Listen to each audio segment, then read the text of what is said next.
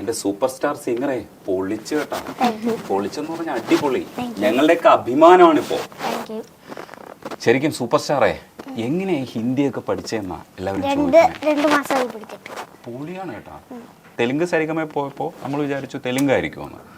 പക്ഷേ ഇപ്പൊ ദേ ഹിന്ദിയിൽ വന്നിട്ട് സൂപ്പർ സ്റ്റാറായി വരുമ്പോഴത്തേക്ക് ഇതെങ്ങനെയാ പഠിച്ചേ? 7 വയസ്സല്ലേ ആയുള്ളൂ. വേറെ ലെവൽ അളിയാ, വേറെ ലെവൽ. ലാലേട്ടനെ കാണാൻ പോകാൻ വേണ്ടിട്ടല്ലേ ശരിക്കും ഇന്ന് ലീവ് എടുത്തത്? അത് മാത്രല്ല, ഇവിടെ പറഞ്ഞല്ലോ, ഇവിടെ ഞങ്ങൾ എല്ലാരും ഈ ഇന്റർവ്യൂ ശരിക്കും പറഞ്ഞാൽ ഞാൻ കുറെ ആയിട്ട് കാണാറുണ്ട്. ശരിക്കും രതീഷ് സാറിന് ശരിക്കും ഒരു ഫാനാണ്. കാരണം മ്യൂസീഷ്യൻസിനൊക്കെ ഇന്റർവ്യൂ ചെയ്യുമ്പോൾ ഒക്കെ ഞാൻ ആലോചിക്കാറുണ്ട് എന്ത് നല്ല രസമായിട്ടാണ് ചെയ്യാറുണ്ട്. അപ്പം ശരിക്കും മീറ്റ് ചെയ്യണമെന്ന് ആഗ്രഹം ഉണ്ടായിരുന്നു. അതുകൊണ്ടും കൂടെയാണ് വന്നത്. 2 കാര്യമുണ്ട്. അതെ, വേറെ ലെവൽ. അടിപൊളി. എപ്പോഴെപ്പോഴും എങ്കിലും ഫേസ്ബുക്കിൽ വീഡിയോ ഒക്കെ കാണും. മറ്റേ ബിന്നി മാം, അങ്ങനത്തെ ചേട്ടന്മാരും, പിന്നെ അങ്ങനത്തെ മറ്റേ മൂവീസ് ആക്ടറും, പിന്നെ അങ്ങനത്തെ സിംഗറും, അങ്ങനെയൊക്കെ ഫേസ്ബുക്കിൽ വീഡിയോ കാണാറുണ്ട്. അയ്യോ ഇനിയിപ്പോൾ ഇതിൽ പോവാം, എങ്ങനെയൊക്കെ നടക്കട്ടെ, അങ്ങനെ ഒരു അങ്ങനെയൊക്കെ. വേറെ ലെവൽ. ഈ ലാലേട്ടനെ കണ്ടത് എങ്ങനെയാണ് പറയൂ? ലാലേട്ടൻ ഫസ്റ്റ് വന്നപ്പോ നമ്മള് വീട്ടിൽ കയറി. പിന്നെ വീട്ടിൽ കയറിയിട്ട് കുറച്ച് 5 മിനിറ്റ് ആര് കൂടെ പോയത്? മേജർ രവി കൂടെ വന്നിട്ടില്ലായിരുന്നു? രവി സാറ് ആണോ കണക്ട് ചെയ്ത് തന്നത്? മേജർ രവി സാർ മുംബൈയിൽ നിന്ന് കൊച്ചിയിലോട്ട് വരുന്ന സമയത്ത് അതേ ഫ്ലൈറ്റില് മേജർ രവി സാർ ഉണ്ടായിരുന്നു. അപ്പൊ കണ്ട ഉടനെ സാറിന് ഭയങ്കരമായിട്ട് ഇവനെ കണ്ടോണ്ട് ഭയങ്കര സർപ്രൈസ്ഡ് ആയി. ശരിക്കും പറഞ്ഞാല് കോയിൻസിഡൻസ് ആയിട്ട് കണ്ടപ്പോ ശരിക്കും സർപ്രൈസ് ആയി. സാറിനെ പോലെ ഒരു മനുഷ്യനെ കാണാൻ സാധിച്ചതിൽ വളരെയധികം ഇതായിരുന്നു. അപ്പോൾ കണ്ടപ്പോൾ സാറ് പറഞ്ഞു ഇതുപോലെ ലാലേട്ടനെ മീറ്റ് ചെയ്യാം നമുക്കൊരു ദിവസം എന്ന് പറഞ്ഞപ്പോൾ ശരി എന്ന് പറഞ്ഞിട്ട് ഈ ആഴ്ച നമുക്കൊരു ദിവസം മീറ്റ് ചെയ്യാം എന്ന് പറഞ്ഞ് ഇങ്ങനെ ഇന്ന് സാറാണ് അതിന് അവസരം ഒരുക്കി തന്നത്. പിന്നെ അവിടെ പോയിട്ട് നമ്മള് നേരെ കുറച്ച് 15 മിനിറ്റ് കഴിഞ്ഞപ്പോൾ ലാലേട്ടൻ വന്നു. എല്ലാം കണ്ട് പിന്നെ ഫോട്ടോ ഒക്കെ എടുത്തു. ലാലേട്ടന്റെ കെട്ടിപ്പൊക്കെ പിടിച്ച്. ലാലേട്ടന്റെ അമ്മയുടെ ഇന്ന് ബർത്ത്ഡേ ആയിരുന്നു. അപ്പൊ നമ്മളങ്ങനെ സദ്യയൊക്കെ കഴിച്ച് കേക്കൊക്കെ കട്ട് ചെയ്ത് ഫ്രൂട്ട്സ് എല്ലാം ഗിഫ്റ്റ്, എല്ലാവർക്കും ഗിഫ്റ്റ് കൊണ്ട് കൊടുത്ത് നല്ലൊരു ഇത്. പിന്നെ ഞങ്ങളൊക്കെ ഫോട്ടോ എടുത്തു ലാലേട്ടന്റെ കൂടെ, ലാലേട്ടന്റെ വൈഫും കൂടെ. അപ്പം അഭിനയത്തിലെ ലാലേട്ടനെ നമ്മുടെ പാട്ടിന്റെ ഷാറുഖ് ഖാൻ പോയി മീറ്റ് ചെയ്തു. സത്യമല്ലേ? സത്യം. ഷാറുഖ് ഖാൻ എന്ന് വിളിക്കുമ്പോ എന്താണ് ഫീല്? കുറച്ച് ആക്ഷൻ കാണിക്കും. എന്നാ ആക്ഷൻ കാണിക്ക്. പാട്ടുണ്ടാവോ?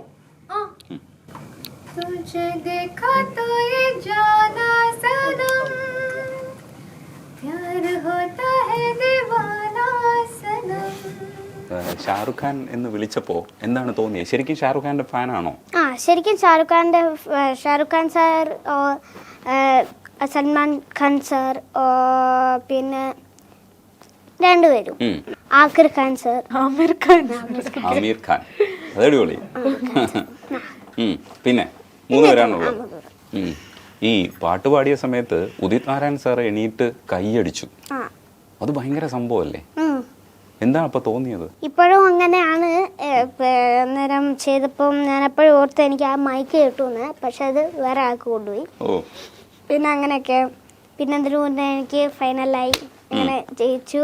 പിന്നെ നമ്മൾ ഉദിത് നാരായൺജിയൊക്കെ പറഞ്ഞ് നല്ല മ്യൂസീഷ്യനാവും, നല്ല ഡയറക്ടറാവും, നല്ല കമ്പോസറൊക്കെ ആവുമെന്ന് അങ്ങനെ പറഞ്ഞായിരുന്നു ഉദിത് നാരായൺജി. പിന്നെ അങ്ങനെയൊക്കെ പറഞ്ഞിട്ട് എനിക്ക് വളരെ സന്തോഷമായി. പിന്നെ ഉദിത് നാരായൺജിയുടെ കൂടെ ഒരു പാട്ടും കൂടെ പാടി.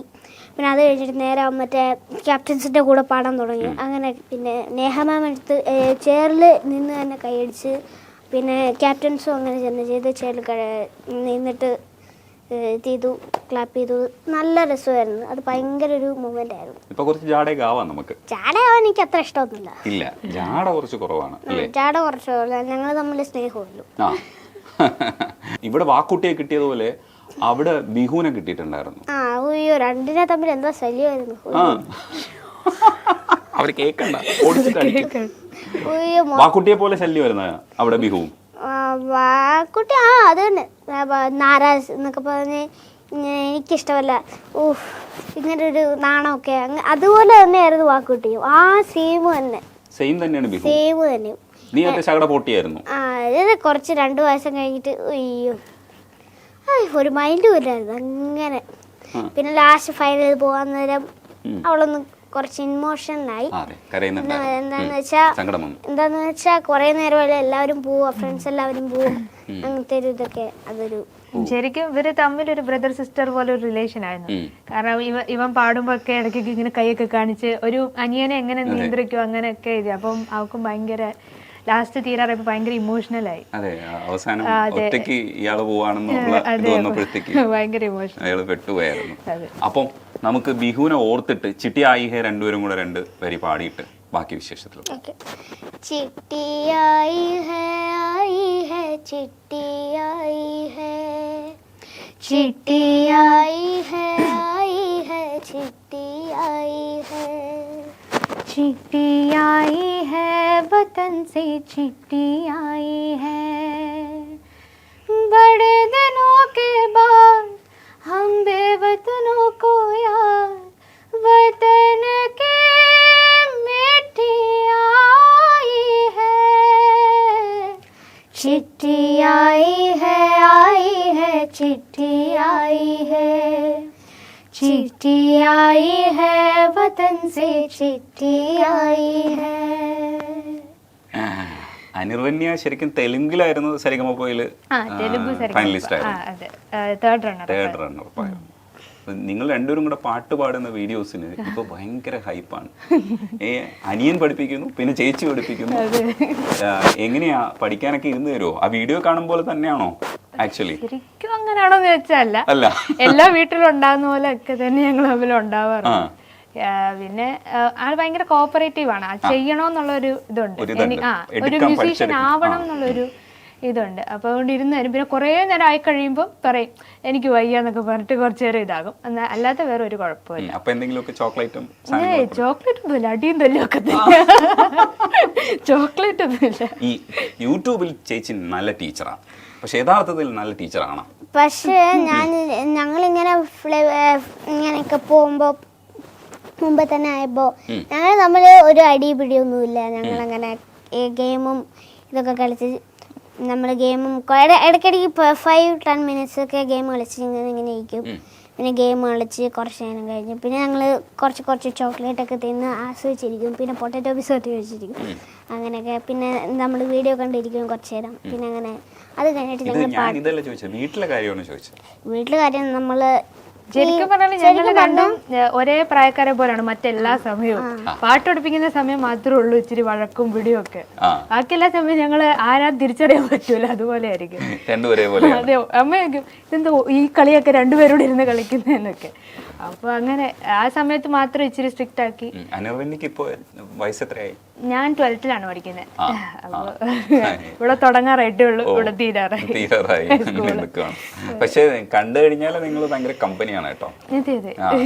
ഞങ്ങൾ വീട്ടിലെ കാര്യം നമ്മൾ അങ്ങനെ കുറച്ചു നേരം ഇങ്ങനെ വീട്ടിലൊക്കെ അമ്മ ചോദിക്കും. അപ്പോൾ അമ്മ പറയും രാവിലെ എണ്ണേക്കൂ. അപ്പോൾ രാവിലെ 6 മണിക്കൊക്കെ എണ്ണീറ്റ് ഭക്ഷണമൊക്കെ ഉണ്ടാക്കി വെക്കണ്ടേ സ്കൂളിലൊക്കെ പോകുമ്പോൾ. അപ്പോൾ അങ്ങനെ 6 മണിക്ക് എണ്ണീറ്റ് ഭക്ഷണം ഉണ്ടാക്കും. പിന്നെ എന്നെ വിളിക്കും, എണ്ണയ്ക്ക് നമുക്കിപ്പോൾ സ്കൂളിൽ പോകണ്ടായിരുന്നു എന്നൊക്കെ പറഞ്ഞ് വിളിച്ച് എണ്ണയിപ്പിക്കും. അങ്ങനെ എണ്ണയിപ്പിച്ചിട്ട് എന്നെ കുട്ടപ്പനാക്കി സ്കൂളിൽ കൊണ്ടുവിടും. അങ്ങനെ കുട്ടപ്പനായിട്ട് ഇങ്ങനെ അച്ഛൻ കൊണ്ടുപോകും. അപ്പോൾ സ്കൂളിൽ എത്തുമ്പോൾ ഞാൻ ഇങ്ങനെ പോകും. അപ്പോൾ ഇങ്ങനെ പോയിട്ട് ചേച്ചി അന്നേരം എൻ്റെ സ്കൂളിൽ തന്നെയായിരുന്നു പഠിച്ചുകൊണ്ടിരുന്നത്. അപ്പോൾ അത് മാറി, ഇപ്പോൾ വേറെ സ്കൂളിലായിരുന്നു. ഇപ്പോൾ വിശ്വജ്യോതിയിലായിപ്പോയി. പിന്നെ അത് കഴിഞ്ഞിട്ട് എൻ്റെ അവിടെ ഒരു ഫ്രണ്ട് ഉണ്ടായിരുന്നു. അതൊക്കെ കണ്ടില്ല, ഈ പ്രാവശ്യം കൂടെ പോയിരുന്നു. ഇന്നലെ തന്നെയാണ് പോയത്. ഇന്നലെ പോയപ്പം എൻ്റെ ഒരു ഫ്രണ്ട് ഉണ്ടായിരുന്നു, അവന് പനി പിടിച്ചേക്കുമായിരുന്നു, ഇന്നലെ വന്നില്ലായിരുന്നു. പിന്നെ അങ്ങനെയൊക്കെ പിന്നെ ഇവള് എൻ്റെ സ്കൂളിൽ തന്നെ MGM സ്കൂളിലായിരുന്നു ഞാൻ പഠിച്ചുകൊണ്ടിരുന്നത്. ചേച്ചി അവനെ സംബന്ധിച്ചിടത്തോളം അവന്റെ അനിയത്തിയാണ് ഞാൻ. ചേച്ചി MGM സ്കൂളിൽ തന്നെയാണ് പഠിച്ചുകൊണ്ടിരുന്നത്. ചേച്ചിയുടെ ഇവിടെ എൻ്റെ ഇവിടെ അങ്ങനെ ചേച്ചി ഇപ്പുറത്തും ഞാൻ ഇവിടെ വാങ്ങാണ്ട. അപ്പൊ ചേച്ചിയായിരുന്നു കൂട്ടിക്കൊണ്ട് പോകുന്നത്. പിന്നെ ആരും വിളിക്കട്ടല്ലോ അങ്ങനെ. പക്ഷെ ഇപ്പൊ ഇന്റർവ്യൂ സംസാരിക്കുമ്പോൾ ഭയങ്കര ജാടയാണല്ലോ. ബാബുക്കുട്ടൻ അങ്ങനെയൊന്നും അല്ലായിരുന്നല്ല, ഭയങ്കര ചൈൽഡിഷ് ആയിട്ടുള്ള ഒരു ആളായിരുന്നല്ല. മൊത്തത്തിൽ എന്തെങ്കിലും കാര്യം ചോദിച്ചാൽ ഞാൻ സിമ്പിൾ ആയിട്ട് പറഞ്ഞിട്ട് പോകത്തില്ല. പക്ഷെ ഇപ്പൊ കുറച്ച് ജാടയൊക്കെ ഉണ്ട്. എവിടെ? കുറച്ച് ജാടയൊക്കെ ഉണ്ട്, ചെറിയ ജാടയൊക്കെ ആയി. തോന്നണയാണ് സത്യം. തോന്നുന്നു അങ്ങനെ ആർക്കെങ്കിലും തോന്നുന്ന ചിലരൊക്കെ ഉണ്ട്. നമുക്ക് ചോദിക്കണം, വിളിച്ചു ചോദിക്കണം. ഈ ബാബുക്കുട്ടൻ എന്ന പേര് ആദ്യം ഇട്ടപ്പോഴത്തേക്ക് ആ ദിവസം തന്നെ അത് അങ്ങ് അക്സെപ്റ്റ് ചെയ്തല്ലോ, അതെങ്ങനെയാ?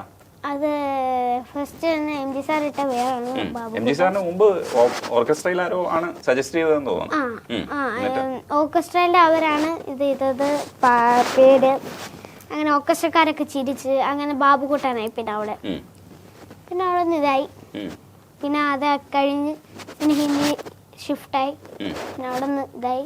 പിന്നെ ഇവിടെ വന്ന് ഇപ്പം ഇന്റർവ്യൂ എടുക്കും. ബാബുക്കുട്ടനെ കുറിച്ച് ആരൊക്കെ എന്തൊക്കെ പറയുന്നതെന്ന് അറിയാവോ? ഹലോ ബാബുക്കുട്ട, ഓർമ്മയുണ്ടോ ഈ മുഖം? ഫസ്റ്റ് ഓഫ് ഓൾ എൻ്റെ മനസ്സ് നിറഞ്ഞ 1000 അഭിനന്ദനങ്ങൾ. മോൻ നേടിയെടുത്ത ഒരു നേട്ടം എന്ന് പറയണത് നമ്മൾ സൗത്ത് ഇന്ത്യൻസിനും മലയാളികൾക്കും എല്ലാവർക്കും ഒരുപാട് അഭിമാനിക്കാൻ പറ്റുന്ന ഒരു പ്രൗഡ് മൊമെൻ്റ് ആയിരുന്നു.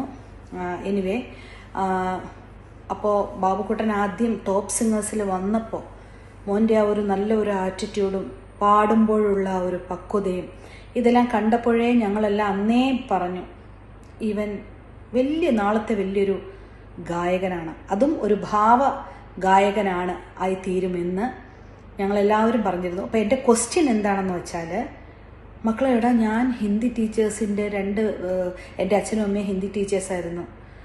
എടാ, എനിക്ക് ഒരു വരി പോലും നേരെ സംസാരിക്കാൻ അറിയില്ല മക്കളെ. നീ എങ്ങനെയടേ ഇത്ര അസാധ്യമായിട്ട് ഹിന്ദി സംസാരിക്കണേ? പാട്ട് പിന്നെ പോട്ടെ, പാട്ട് മോൻ പാടും, ഏത് ലാംഗ്വേജിലും കേട്ടിട്ടുണ്ട്. ഏത് ലാംഗ്വേജിൽ പോയാലും അതെല്ലാം മോൻ പാടും. പക്ഷേ ഇത്ര രസമായിട്ട് ഹിന്ദി എങ്ങനെ സംസാരിക്കുന്നു? ഒന്ന് പറഞ്ഞതാ ഐഡിയ.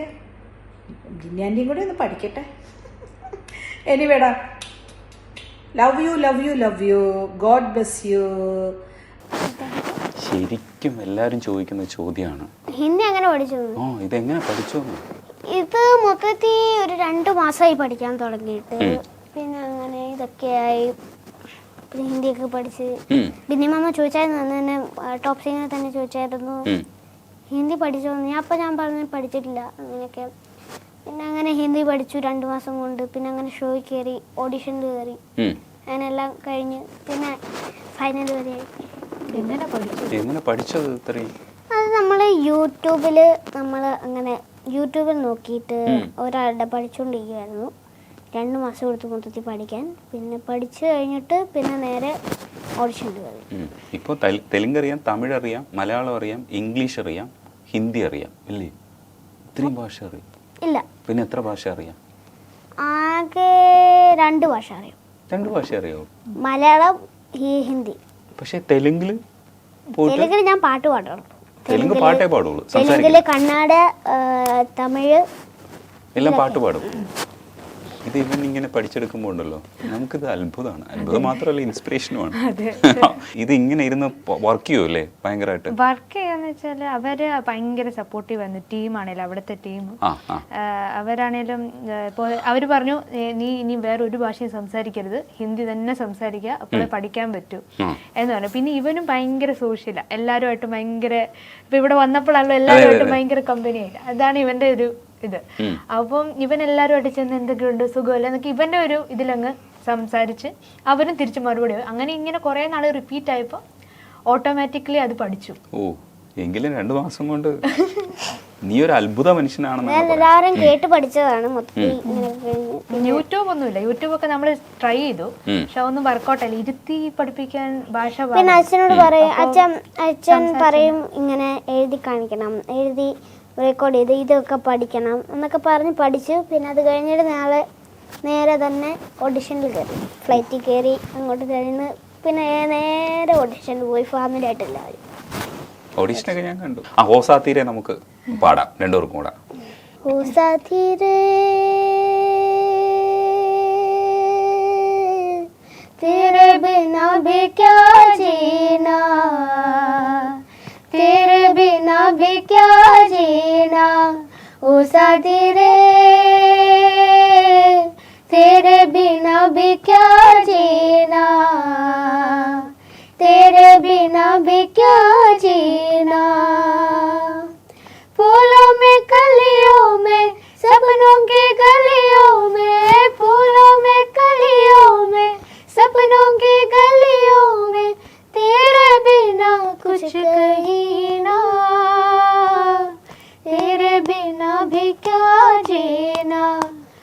साथी रे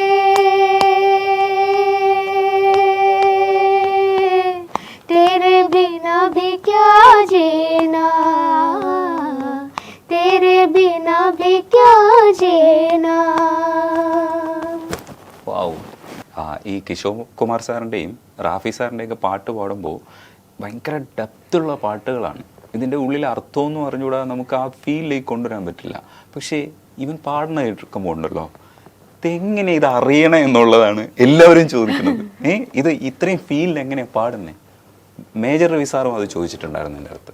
രവി സാർ ഒരു കാര്യം കൂടെ പറഞ്ഞിട്ടുണ്ട്, അതുകൂടെ കാണിക്കാം. Avirbhav, a magical kid. Magical kid. I met him in the airport. Then finally today I took him to Lalleton.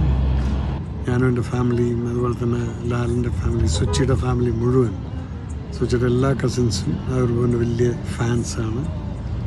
ഇതുപോലെ തന്നെ മോനെ നല്ല കുട്ടിയായി കലയെ സ്നേഹിച്ച് മനുഷ്യരെ സ്നേഹിച്ച് നീ മുന്നോട്ട് വളർന്നു വരണം. മേളിലോട്ട് പോകുന്ന സമയത്ത് നമ്മൾ താഴത്ത് നിന്ന് വന്നതും നമ്മൾ രാമക്കൽമേടിൽ നിന്ന് വന്ന് എവിടെ എത്തി എന്നുള്ളത് ഒരിക്കലും നമ്മൾ മറക്കരുത്. ഓക്കെ?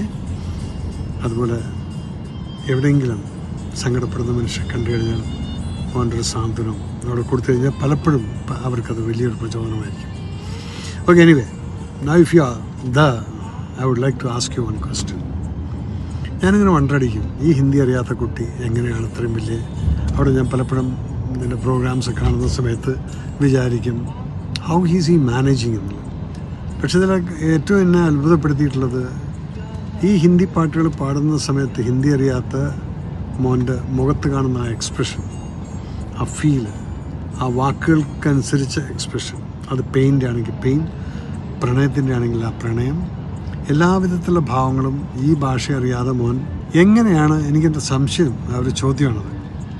ഈ ഭാഷ അറിയാതെ അതിൻ്റെ അർത്ഥം അറിയാതെ മോൻ എങ്ങനെയാണ് ആ ഭാവം മുഖത്ത് കൊണ്ടുവരുന്നത്? Tell me that, how do you get that feel? നമുക്ക് കാണുമ്പോൾ അറിയാം you are singing it from the heart. Tell me the secret. Secret പറ. എന്താണ് ചോദിച്ചത്? ഇത്രയും ഫീല് എങ്ങനെയാണ്, ആ പാട്ടിൻ്റെ അർത്ഥം അറിഞ്ഞുകൂടാതെ എങ്ങനെയാണ് ഫീലിൽ പാടാൻ പറ്റണേ? ഈ ഫീലിൽ പാടാൻ പറ്റുന്നത് ചേച്ചി പറഞ്ഞിട്ട് തന്നെയാണ് ഫീൽ ഇതാവുന്നത്. ഫീല് അപ്പം ഈ ഫീൽ എന്ന് പറഞ്ഞാൽ നമ്മൾ ആസ്വദിച്ച് പാടിയാൽ അതൊരു ഫീലായിട്ട് വരും. അങ്ങനത്തെ ഒരു ഇതുണ്ട്, അതാണ് ഫീൽ എന്ന് പറഞ്ഞത്. അതുകൊണ്ട് അങ്ങനെ ഈ ഫീല് അത് ആസ്വദിച്ച് പാടിയ ഫീലായിട്ട് വരും അല്ലേ? പറയുന്ന അർത്ഥം ശരിക്കും പറഞ്ഞു കൊടുക്കും അല്ലേ? അത് വോയിസ് ഇമിറ്റേറ്റ് ചെയ്യും. അല്ല, വോയിസ് ഇമിറ്റേറ്റ് ചെയ്യല്ല, അങ്ങനെ പറഞ്ഞു കൊടുക്കാൻ ഞാൻ പറയും ഇതിന്റെ സിറ്റുവേഷൻ ഇന്നതാ. ഇപ്പൊ നമുക്കൊരു സങ്കടം വരുവാണ്, അപ്പൊ ഞാൻ എന്താ വെച്ചാൽ അവന്റെ ഒരു രീതി പറയും, നിനക്കൊരു ചോക്ലേറ്റ് കിട്ടി, അത് ഞാൻ എടുത്ത് തട്ടിപ്പറിച്ചു, അപ്പൊ നിനക്കൊരു വിഷമമില്ലേ, അതാണ് ഇതില്. അപ്പൊ കുഞ്ഞു പിള്ളേർക്ക് അങ്ങനെയാണല്ലോ ഒരു വിഷമമൊക്കെ, അപ്പൊ അതുകൊണ്ട് അങ്ങനെ പറഞ്ഞു കൊടുക്കും. അപ്പൊ പറയാം ഇതിങ്ങനെ സോഫ്റ്റ് ആക്കി പാടാം, ഇതിങ്ങനെ അങ്ങനെ മോഡുലേഷൻസ് വരുത്തും. പിന്നെ എല്ലാം ദൈവത്തിന്റെ അനുഗ്രഹം അവനാ കിട്ടിയേക്കുന്നു.